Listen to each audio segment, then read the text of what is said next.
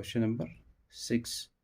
A chord of a circle of radius 15 centimeter subtends an angle of 60 degree at the center. A circle,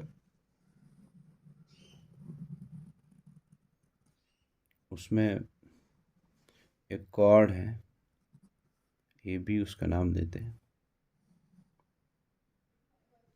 वो chord centre पे angle subtend करता है कितने degree? 60 degree angle subtend करता है.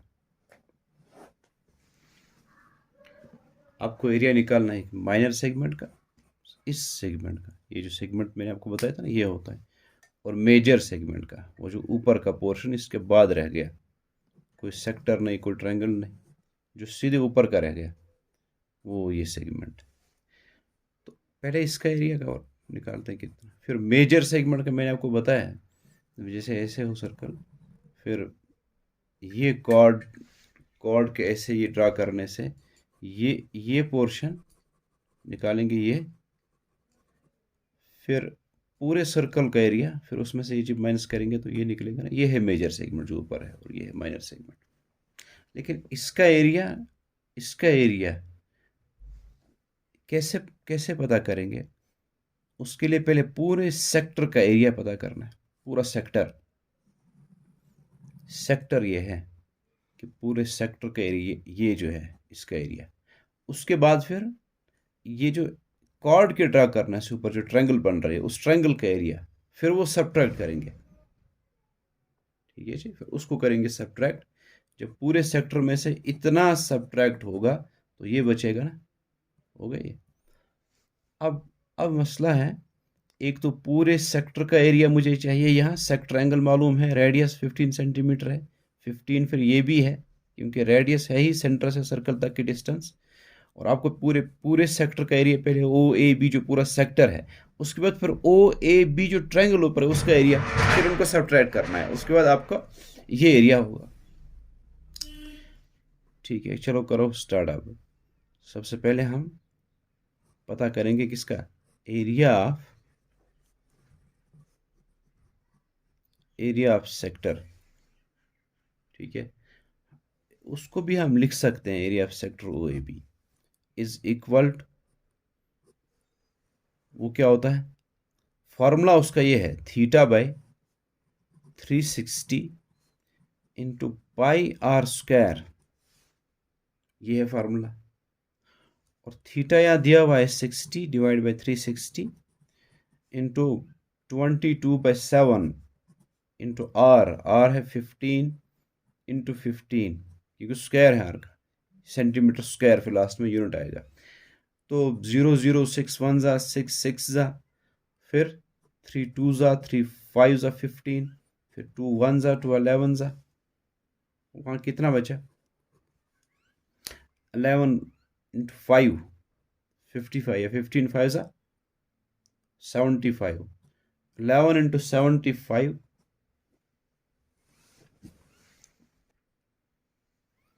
11 into 75 divide by 7.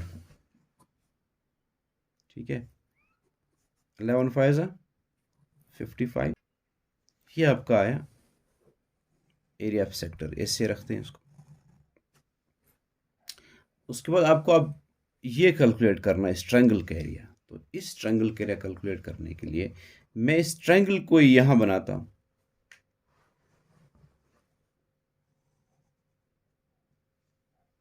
O A B, ये triangle मैंने यहां ड्रा की, और ये एंगल इसका 60 डिग्री है. ट्रायंगल ये एहसासलेस है क्योंकि ओ ए बी उस सर्कल का रेडियस है 15 सेंटीमीटर. ये मैंने ये एंगल उठा के यहाँ बनाया आपको समझाने के लिए. और 15, ये वाला साइड भी उसका 15 सेंटीमीटर, क्योंकि ये भी रेडियस है. और इस तरह से ट्रायंगल आइसोसेलेस ट्रायंगल है. आइसोसेलेस ट्रायंगल के उस वर्टेक्स से जो कॉमन वर्टेक्स है उन इक्वल साइड्स का, ये मैंने आपको बताया था कि उन इक्वल साइड्स का जो कॉमन वर्टेक्स है वो यहाँ ओ है. इसके वर्टेक्सेस 3 है, ओ ए बी. ये वाला जो है ये कॉमन वर्टेक्स है इक्वल साइड्स का. वहाँ से अगर हम परपेंडिकुलर ड्रा करेंगे, हमने तो ड्रा किया था सिर्फ परपेंडिकुलर, लेकिन वो परपेंडिकुलर मीडियन भी बनता है, वो परपेंडिकुलर एंगल बाइसेक्टर भी बनता है. एंगल बाइसेक्टर का मतलब वो मैंने समझा था कि ये ट्रायंगल पे आर एच एस से हम दिखा सकते हैं कि राइट ट्रायंगल से दोनों, ये कॉन्ग्रेंट है, तो भाई CBCT ये एंगल बराबर आएगा। ये एंगल बराबर का मतलब है पूरे एंगल के फिर दो इक्वल पार्ट्स हो गए। ऐसे ये 90 90 और ये जो है इसका नाम अगर मैं M दे दूंगा, जो MB है और MA ये इक्वल है। ये इंटरसेक्ट करना, ये बाइसेक्ट करना, जिस साइड को इंटरसेक्ट किया इस लाइन सेगमेंट ने, इस परपेंडिकुलर ने, एंगल बाइसेक्टर ने, उसका मतलब है ये मीडियन भी बना। मीडियन करता ही है कि वो इसको बाइसेक्ट करता है, साइड AB को। तो बाइसेक्ट का मतलब जितना AM है उतना MB है, और ये एंगल जितना ये है उतना ये है। पूरा ये था 60, तो ये फिर रह गया होगा 30, फिर यहाँ से ये भी रह गया 30। तो अब क्या करना है कि आपको ये जो ट्रायंगल है, एक ट्रायंगल इनमें से सिलेक्ट करो, ये वाली है, ये वाली, ठीक है। फिर वो भी हम समझाने के लिए अगर नीचे बनाए कि ये है OMB और ये है 90 और ये एंगल इसमें 30 है। हमने पढ़ा है ट्रिग्नोमेट्री में कि हम इन दो एक्यूट एंगल्स पर ट्राइगोनोमेट्रिक रेशोज कैलकुलेट करते हैं, लेकिन उस वक्त डिपेंड करता है कि अगर हम इस पर लेंगे ट्राइगोनोमेट्रिक रेशो, इसको लेंगे हम एंगल, फिर इस पर साइन कॉस टेन हम देखेंगे कितने हैं, तो उस वक्त मुझे इसका जो एडजेसेंट साइड है ये बन जाती है बेस, और इस एंगल का अपोजिट साइड जो OM है ये परपेंडिकुलर है। लेकिन अगर हम इस पर कैलकुलेट करेंगे तो इस वक्त ये है एडजेसेंट साइड बेस और ये है परपेंडिकुलर MB, ठीक है, चेंज होता रहता है। तो आप इस पर आपको ये साइड दिया हुआ ना 15, यहाँ मैं समझाने के लिए अलग बना रहा हूँ, 15 सेंटीमीटर ये आपको चाहिए। क्यों चाहिए? क्योंकि ये परपेंडिकुलर है। आपको इस ट्रायंगल का असल में एरिया चाहिए, उसके लिए मैं परपेंडिकुलर कैलकुलेट कर रहा हूँ।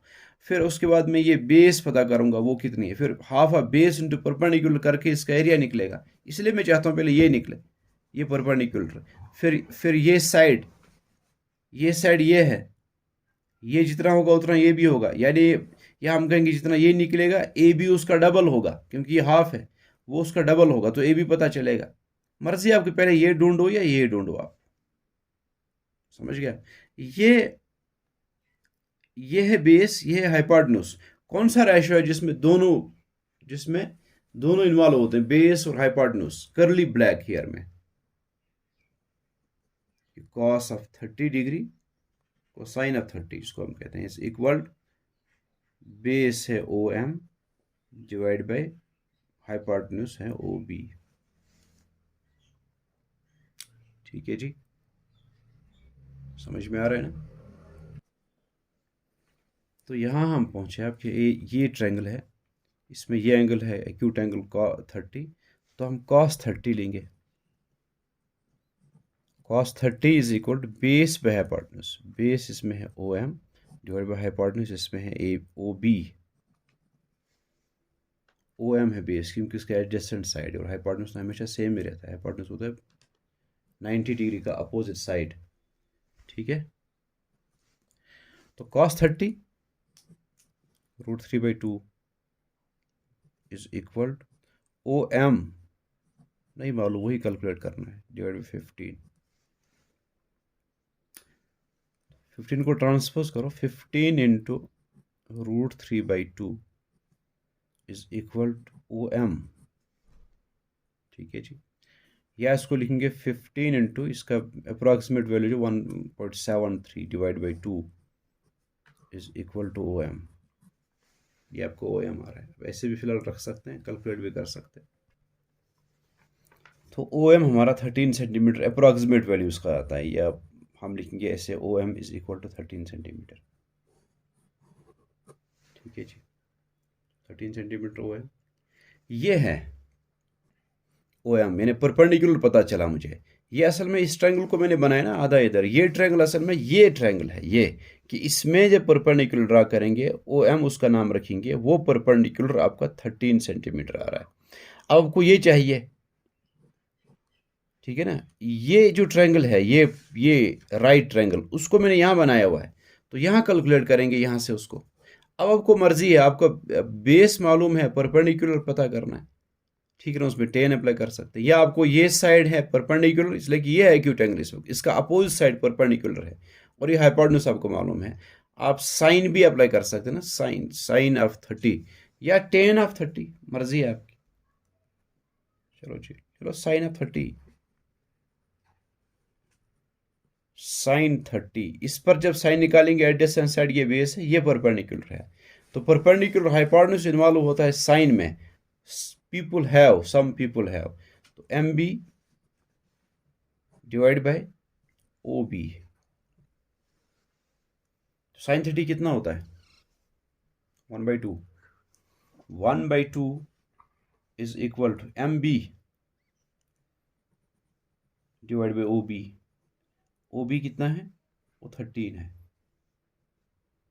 वो 13 है ना, एम बी, ये एम बी था, अच्छा एम बी 15 है, एम बी है 15, तो 15 को ट्रांसपोज करो, 15 इंटू 1/2 आएगा, is equal to M B, तो 15 1 ज़ा 15 divide by 2 is equal to M B, ठीक है ना, ये हम लिखें ऐसे, M B is equal to 15/2 कितना होता है 7.5, आप ऐसे रखो इसको, 15/2 ही लिखो सेंटीमीटर, ये 15/2 आ रहा है, अब देखो इसका मतलब ये आ रहा है 15/2, और ये मैंने आपको बताया ये एम मिड पॉइंट है, बाइसेक्ट हो रहा है, ये 15/2 है, तो पूरा ए बी कितना होगा, पूरा ए बी तो डबल होगा ना, क्योंकि ये हाफ है ए बी का, पूरा ए बी इसका फिर डबल होगा, कि हम पूरा जो ए बी है वो होगा ट्वाइस एम बी,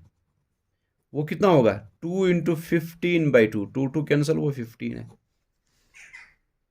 ठीक है, पूरा ए बी यहाँ से यहाँ तक 15 है, यानी ये ए बी यहाँ से यहाँ तक आपका 15 आ रहा है, 15 सेंटीमीटर, तो देखो इस ट्रायंगल में परपेंडिकुलर भी मालूम और बेस भी मालूम, अब इसका एरिया ढूंढेंगे, अब तो आसान हो गया ना, तो area of triangle,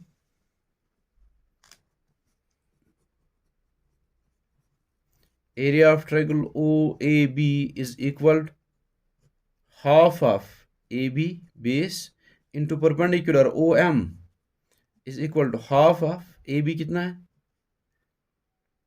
A B वो है 15 इंटू ओ एम वो है 13, ठीक है,